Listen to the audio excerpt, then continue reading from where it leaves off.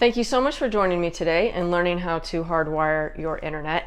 I could not be more excited that you're here because doing this one thing usually is the most dramatic way you can reduce your overall EMF exposure. So I'm just thrilled that you're here to learn how to do this.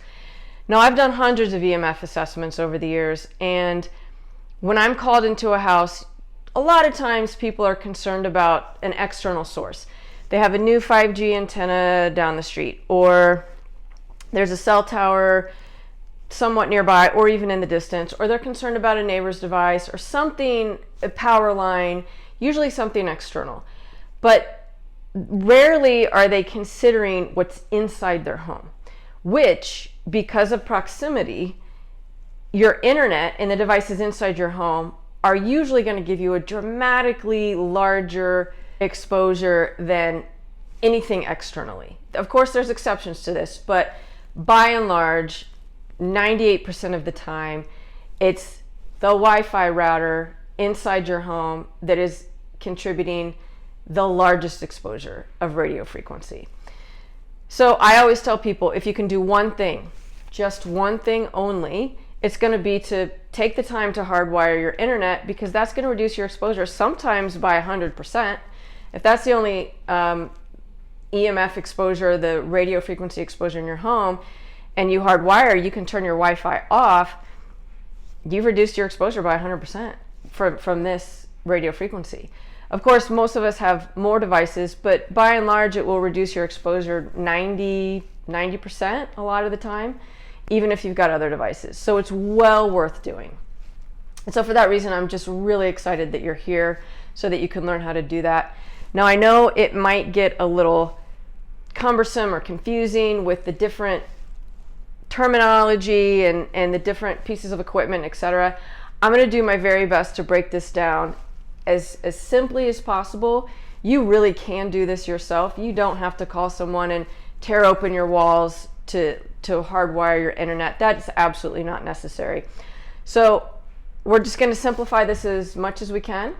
And hopefully this will put you on the path to do this yourself, and we're going to reduce your overall exposure, and hopefully you're going to start to feel better. Okay, so the first thing that I want to discuss is the difference between Wi-Fi and the internet, and what does hardwiring even mean.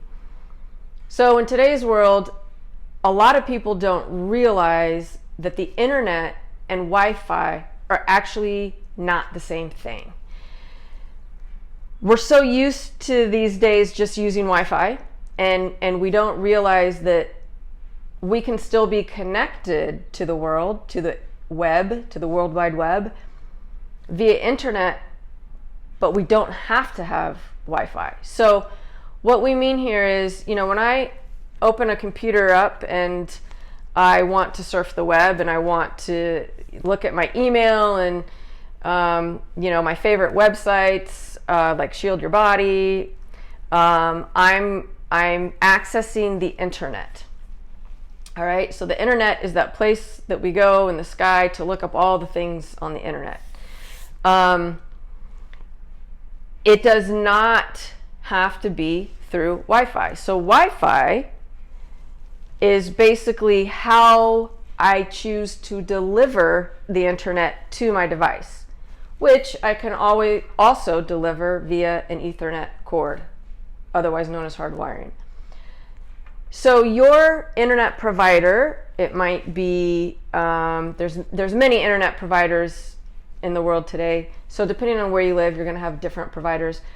But your internet provider, a lot of times, is bringing you internet to your home, maybe through a phone line, maybe through a coaxial cable, and in some circumstances, if you have Verizon or another cell phone company that is giving you your internet access, you may have it through the air, through your cellular service that transmits to an antenna, or you could have it through satellite.